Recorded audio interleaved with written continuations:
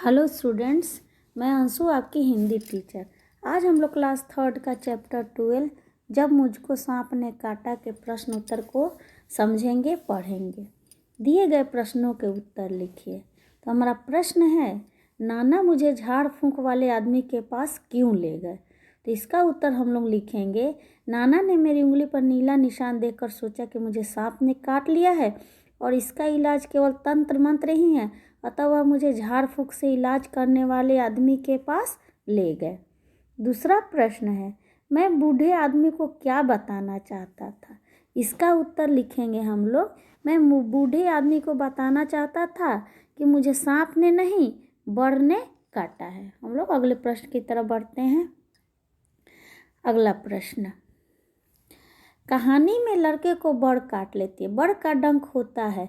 कुछ और कीड़े जंतुओं का नाम लिखो जो डंक मारते हैं। तो इसका उत्तर हम लोग क्या लिखेंगे, मधुमक्खी, मच्छर, ततैया और बिच्छू। ये लोग क्या करते हैं, ये लोग डंक मारते हैं। अब हम लोग अगले प्रश्न की तरफ बढ़ते हैं। मैं बूढ़े को कुछ बताना चाहता था पर बता नहीं सका। क्या तुम्हारे साथ भी कभी ऐसा हुआ है। तो इसका उत्तर हम लोग लिखेंगे, एक बार मेरे दोस्त से मेरी लड़ाई हो गई थी। मैंने लड़ाई का सारा दोष अपने दोस्त पर मढ़ दिया। उसके माता पिता ने उसे बहुत मारा। उस समय मैं बताना चाहता था कि इसमें मेरा भी दोष है, परंतु पिटाई के डर से कुछ बोल ना पाया। अब हम लोग अगला प्रश्न देखेंगे, क्या तुमने कभी सांप देखा है। तुमने सांप कहाँ देखा, उसे देखकर तुम्हें कैसा लगा। तो इसका उत्तर हम लोग लिखेंगे, मैंने सांप कई बार देखा है। जब हमारी गली में सपेरा सांप का खेल दिखाता है मैंने तब सांप देखा है। उसे देखकर डर लगता है। अब हम लोग अगले प्रश्न की तरफ बढ़ते हैं। अपने घर पर पूछो, अगर किसी को सांप काट ले तो वे क्या करेंगे। तो इसका उत्तर हम लोग लिखेंगे, घर पर पूछने पर पता चला कि अगर सांप काट ले तो जहाँ सांप काटे उसके ऊपर नीचे कसकर पट्टियाँ बांध दें ताकि जहर आगे ना बढ़े और तुरंत अस्पताल ले जाए। अगला प्रश्न है, अब क्या करें। तुम क्या करोगी अगर तुम्हें या तुम्हारे आसपास किसी को, ये प्रश्न है, किसी को बड़ काट ले, किसी को चोट लग जाए, किसी की आँख में कुछ पड़ जाए, किसी की नाक में खून बहने लगे। तो इसका उत्तर हम लोग लिखेंगे, किसी लोहे की चीज़ को घिस कर लगा दें या उस पर रगड़ दें, इससे डंक निकल जाता है। यदि नौसादर हो तो वे भी लगा सकते हैं, तुरंत डॉक्टर के पास जाएं। दूसरा प्रश्न, अगर किसी को चोट लग जाए तो किसी को चोट लग जाए तो तुरंत डेटॉल से धोकर पट्टी बांध दें, फिर तुरंत डॉक्टर के पास जाएं। अगर किसी के आँख में कुछ पड़ जाए तो क्या करेंगे। अगर आँख में कुछ पड़ जाए तो पलक उठाकर हिलाएं या ठंडे पानी से धोएं। अगर किसी की नाक से खून बहने लगे तो किसी की नाक से खून बहने लगे तो पीठ के बल लिटाकर सिर पीछे की तरफ थोड़ा झुका दें, सिर पर ठंडा पानी डालें। यदि फिर भी बंद ना हो तो तुरंत डॉक्टर के पास जाएं। अब हम लोग अगले प्रश्न की तरफ बढ़ते हैं। अगला प्रश्न है, नारियल के खोल जैसी और कौन सी चीज़ों में सांप छिप सकता है। तो इसका उत्तर लिखेंगे, इसका उत्तर सांप आंगन में टूटे फूटे बर्तन, खिलौने, मिट्टी की घड़ोली, पेड़ की खोल, झाड़ियों, पत्तियों की ढेर इत्यादि में छिप सकता है। यहाँ पेड़ की खोल होगा, यहाँ ल छूट गया है मिस्टेक से, यहाँ आप लोग खोल लिख लेंगे। अगला प्रश्न होगा, वह खोल हाथे में कैसे पहुँचा होगा।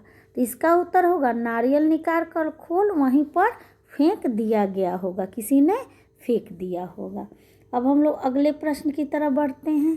नीचे कुछ शब्द दिए गए, उन शब्दों में से कुछ शब्द घर से संबंधित है, उन पर घेरा लगा। जैसे अहाता, आंगन, बरामदा, जीना, अटारी, आला, घेर, सीढ़ी, छत, सड़क, रसोई, छज्जा, दालान, अस्तबल, रहट, नहर, पुलिया, जोहर, डाकघर, टाँड़, कमरा, मुंडेर। तो ये जिसमें घर से संबंधित हो उन शब्दों में से कुछ तो उन पर घेरा लगा उनको लिखना है। नीचे कुछ शब्द दिए गए, उन शब्दों में से कुछ शब्द घर से संबंधित है। तो इसका उत्तर हम लोग लिखेंगे अहाता, आंगन, बरामदा, जीना, अटारी, आला, सीढ़ी, छत, रसोई, छज्जा, दालान, टाँड़, कमरा और मुंडेर। अब हम लोग अगले प्रश्न की तरफ बढ़ते हैं। नीचे लिखे वाक्यों का मतलब बताओ। सांप पास की झाड़ी में गायब हो गया। वह चट मुझे गोद में उठाकर भागे। अब बच्चा खतरे से बाहर है। नाना ने उसके लिए बहुत सी चीज़ें भेंट में भेजी। तो इसका मतलब बताना है। तो इसका मतलब हम लोग अभी देखते हैं। सांप पास की झाड़ी में चला गया। वह जल्दी से मुझे गोद में लेकर भागे। जब बच्चा ठीक है, उसे कोई खतरा नहीं है। नाना ने उसे बहुत सी चीज़ें उपहार स्वरूप दी। अब हम लोग अगले प्रश्न की तरफ बढ़ते हैं। अलग अलग निशानों से पता चलता है कि बात कैसे कही गई होगी। अब नीचे लिखे वाक्यों में सही निशान लगाओ। अब इन्हें बोलकर देखो। नानी चीख उठी, सांप। सांप धीरे धीरे रेंग रहा था। क्या तुम बाजार चलोगी? चुपचाप बैठो, हिलना डुलना मत। तुम्हें यह कहानी कैसी लगी? आहा, कितनी मीठी है। तो अब हम लोग इसको देखेंगे कैसे लिखना है इसको। नानी चीख उठी, सांप, यानी कि ये विस्मयादि बोधक है। सांप धीरे धीरे रेंग रहा था। यहाँ पूर्ण विराम लगाएंगे। क्या तुम बाजार चलोगी? यानी कि प्रश्न पूछ रहा है। चुपचाप बैठो, हिलना डुलना मत। तुम्हें यह कहानी कैसी लगी? ये भी प्रश्न है।